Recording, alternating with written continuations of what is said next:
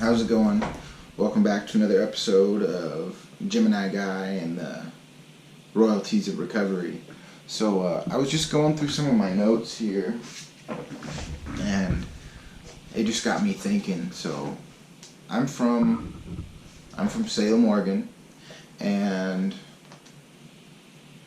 it's been a few weeks now, right? We had a shooting of a police officer. You know, she's okay. She pulled through, but it just got me thinking. So I shared some of my story in this last video, and so when I went to jail, I think I had my initial charges were possession of a controlled substance, delivery, possession of a super substantial quantity, and then of heroin, possession of meth, possession of a firearm, and I don't know. I had a few of them, so it wasn't necessarily like a low-level crime, but I'm not John Gotti or, like Pablo Escobar, and they set my bail at $750,000. Or I think it was $1 million initially, and then they bumped it down. Whatever the case. So we have this shooting in town, and this guy's in like a minivan or some sort of SUV. He has a gal with him.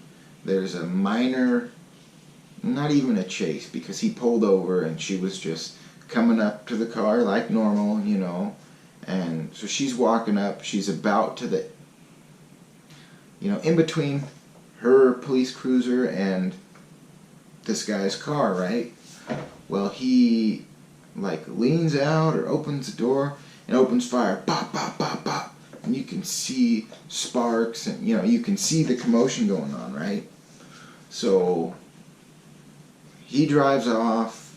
X amount of time later, they catch this dude. And I think he ditched the gun at that point. So they didn't have that, but he was on video. They got lucky because the area that all this happened it's not like an awful area, but it's definitely not the best area. So some of the neighbors and stuff had security cameras.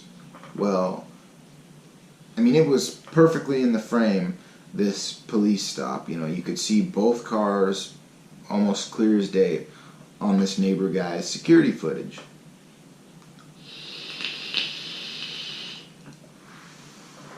So they had this dude dead to rights. It was pretty blatant. Anyways, what I'm trying to get at here is they set his bail for $100,000. Potentially, well, if you shoot at a cop, you're probably shooting to kill. You shoot at anybody, for the most part, you gotta have that mind state, because crazy things happen. Whether you shoot somebody in the leg or, what, you could hit an artery. There's always crazy complications and things that could happen. So I think, if you're willing to do that, you need to know that potentially this could be a murder rap. So what I'm saying is, what do they base this off?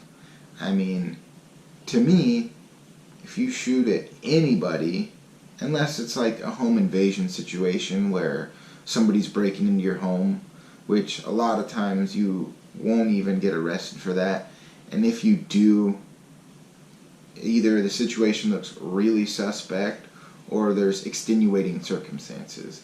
In that case, I could get having a really low bail, but you shoot at a cop because you're doing something illegal and, whatever, you should just get no bail. None. It makes no sense to me. But yet, here's me, young, 18-year-old kid that had some drugs and a gun, but I didn't use the gun in the commission of anything. I didn't, nothing like that. So non-violent offender, first-time offender. And like I said, I was no Pablo Escobar. Like I didn't have means like that. So I don't know where this 750,000 or million or whatever it was comes from. To me, that makes no sense. I just thought it was super, super weird. And I know a lot of times they will base it off like your income and stuff, and possibly they didn't know what I was capable of coming up with, but it just seems weird to me that, you shoot at a cop and they're, because in Oregon, well, in most places, you come up with 10%. So, your bail's, this is hypothetical, $100, you got to come up with $10 to get out. Or if it's 100,000, you know what I mean? So, I don't know. Still seems crazy to me, but that was just something that I thought I would share with you guys, and would be curious to hear your guys' input on the situation.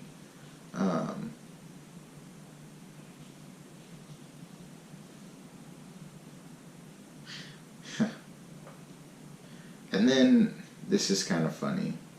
So, in some of my notes, and I'll elaborate on this later, but, well, maybe I will just save that for a later date, actually.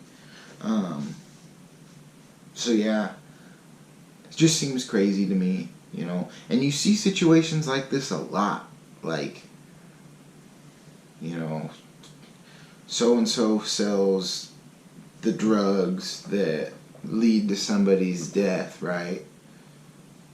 Somebody still died, but they'll get their bail set at, super, super low. Granted, they didn't intentionally try and kill somebody, but I just feel like a lot of times for the crime that is committed, the bail doesn't necessarily match, if that makes sense. So, I don't know. I just thought I would share that with you guys. Let me know what you think, and so I'm gonna record the rest of my story, and then I'm gonna break sections of it down in detail, because if I was to try and give you the whole detailed version, it would be a few hours long.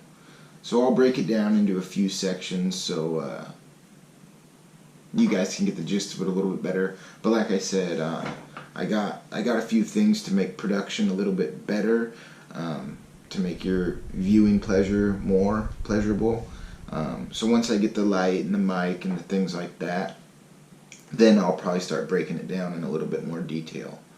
But yeah, I guess with that being said, I'll sign off here, and remember that if I can do it, you guys can do it, and until we meet again, you all take care.